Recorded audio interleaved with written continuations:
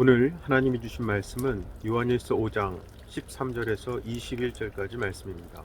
제가 봉독하겠습니다. 내가 하나님의 아들의 이름을 믿는 너희에게 이것을 쓰는 것은 너희로 하여금 너희에게 영생이 있음을 알게 하려 함이라. 그를 향하여 우리가 가진 바 담대함이 이것이니 그의 뜻대로 무엇을 구하면 들으심이라.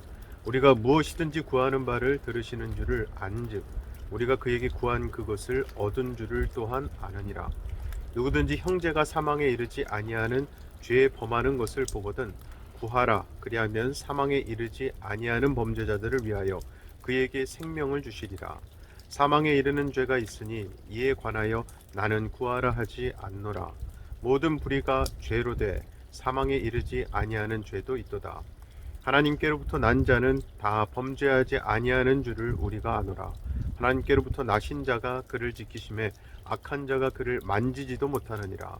또 아는 것은 우리는 하나님께 속하고 온 세상은 악한 자 안에 처한 것이며, 또 아는 것은 하나님의 아들이 이르러 우리에게 지각을 주사 우리로 참된 자를 알게 하신 것과 또한 우리가 참된 자 곧 그의 아들 예수 그리스도 안에 있는 것이니 그는 참 하나님이시요 영생이시라. 자녀들아, 너희 자신을 지켜 우상에게서 멀리하라.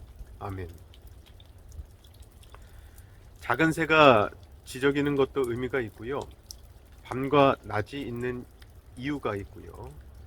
개개인이 각각 다른 모습과 성격을 가진 것도 다 의미와 목적이 있습니다. 그렇게 이 세상 모든 만물은 의미와 목적을 지니고 있기 마련입니다. 자, 그렇다면 그리스도인의 목적은 무엇이겠습니까? 사실 이 질문에 대답하는 것은 나 자신일 수가 없습니다.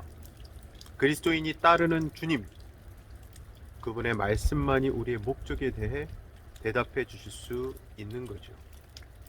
그리고 오늘 본문 13절은 성경이 쓰인 목적을 기록하고 있습니다. 제가 읽겠습니다. 내가 하나님의 아들의 이름을 믿는 너희에게 이것을 쓰는 것은 너희로 하여금 너희에게 영생이 있음을 알게 하려 함이라. 하나님의 아들의 이름을 믿는 사람들, 즉 그리스도인들에게 쓰인 성경의 목적은 우리 개개인에게 영생, 영원한 생명이 있음을 알게 하는 데 있다는 겁니다. 영원한 생명이 무엇입니까? 이 땅에서 죽지 않고 그저 영원히 살아가는 것이 영생일까요? 절대 아니죠.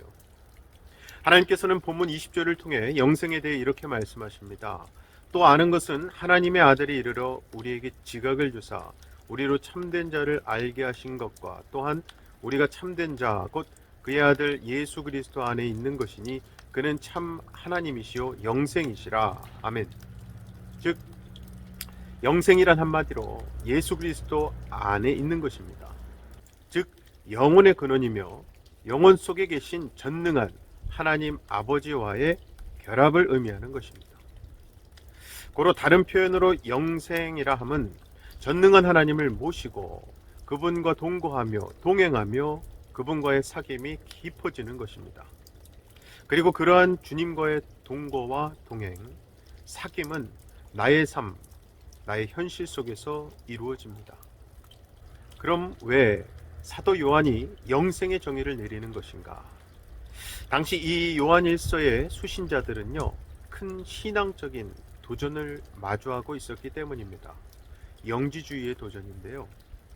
영적인 깨달음과 지식으로 아는 것에만 골몰하던 영지주의자들은 육신과 그로 인해 파생되는 모든 것을 부정하는 지경까지 이르렀습니다. 게다가 기독교의 핵심 진리죠.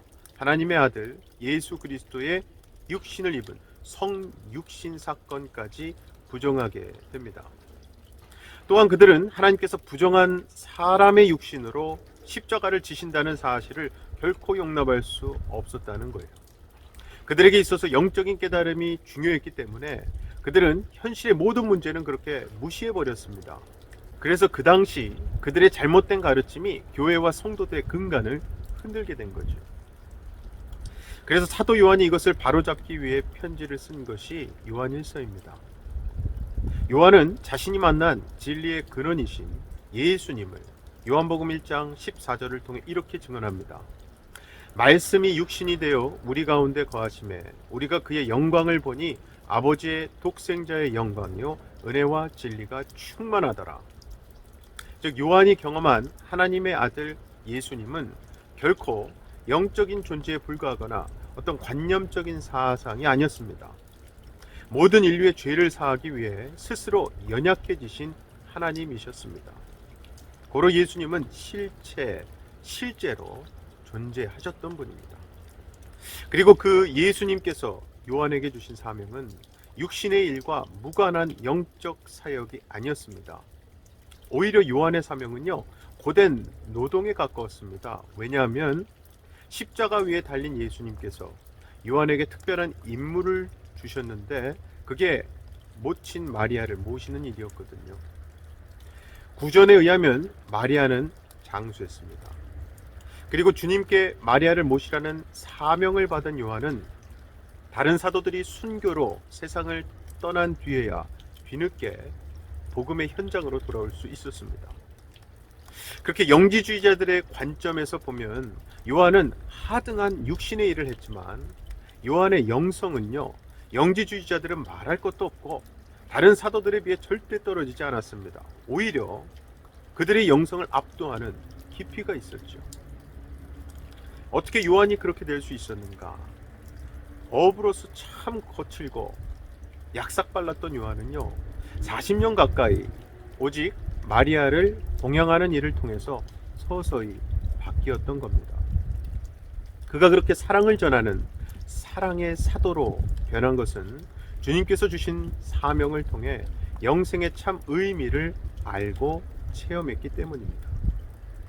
그리고 그런 요한이 이제 주 안에서 형제 자매된 이들이 동일한 영생을 누릴 것을 요한일서를 통해 전하고 있는 거죠. 그래서 보통 성경에 기록된 서신서들은 문안과 격려로 끝을 맺습니다만 요한일서는 사도 요한의 간절한 외침으로 끝을 맺습니다. 본문 21절이었죠. 자녀들아 너희 자신을 지켜 우상에게서 멀리하라. 원래 우상이란 나의 욕망을 쫓는 일이고요, 헛된 것, 허상을 쫓는 일입니다. 사복음서에 보면 한 젊은이가 예수님을 찾아와 묻지요. 주님, 어떻게 하면 영생을 얻겠습니까? 제가 율법은 모두 다 지켜왔습니다. 그때 주님의 대답이 내 소유를 팔아 가난한 자들에게 나누어 주어라 였거든요.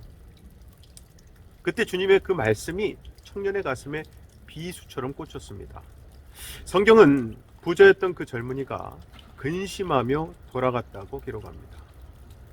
결국 부자 청년의 열심은 참 의미와 목적을 발견하지 못한 채 허상을 따르는 우상 숭배에 지나지 않았던 겁니다. 사랑하는 우리 성도 여러분, 나와 하나님과의 관계를 맡고 있는 우상을 깨뜨리시기 바랍니다. 그리고 우리의 마음과 삶 속에 주님께서 거하실 집을 아름답게 가꾸어 가시기 바랍니다. 그렇게 해서 예수님의 말씀에 부끄러운 뒷모습을 보였던 부자 청년이 아닌 주님이 주신 사명이었죠. 오랜 시간 마리아를 돌봤던 요한처럼 삶의 의미와 목적을 발견하셔서 주님이 내게 주신 그 자리에서 충성하시고 사랑을 실천하시는 참된 주님의 사람들 다 되시기를 주님의 이름으로 간절히 축원합니다. 시간 다 같이 두 가지 기도 제목 놓고 기도하실 때에 허상을 쫓았던 부자 청년의 어리석은 실수를 반복하지 않게 하시고 허상이 아닌 사명을 따라 나의 존재의 의미와 목적을 발견하고 참된 영생을 누리는 하루 되게 해달라고 기도합시다. 또 다른 기도 제목은요, 내일은 새해 들어 둘째 주일입니다. 항상 처음보다 그 다음 시간에 점점 긴장이 풀리기 마련이죠. 새해 결단하고 기도했던 목표와 기도 제목들을 놓고 기도하시고 매 주일이 예배를 통해 하나님 만나고 거듭나는 주일 되게 해달라고 기도합시다. 제가 기도하겠습니다. 사랑의 아버지 하나님, 감사합니다. 하나님께서 우리에게 예수 그리스도를 통해 주신 영생, 거기에는 가장 귀한 가치와 능력이 있는 줄로 믿습니다. 중요한 것은 내가 그 영생을 얻은 자답게 살아가고 있는지 항상 말씀을 통해 돌아보게 하시고 무엇보다 오늘 하루 또한 하나님께 감사할 수 있는, 찬양할 수 있는, 주신 말씀 붙들고 승리하며 살 수 있는 하루 되게 하여 주시옵소서. 특별히 주일을 앞두고 있습니다. 올해 들어 둘째 주일이지만 우리에게 매 주일이 하나님을 만나는 예배, 하나님의 말씀으로 재무장되는 예배 시간 되게 하시고, 그리하여 이번 주일 예배를 시점으로 또다시 거듭나고 또다시 영적인 전투에서 승리해낼 수 있는 하나님의 자녀들이 될 수 있도록 도와주시옵소서.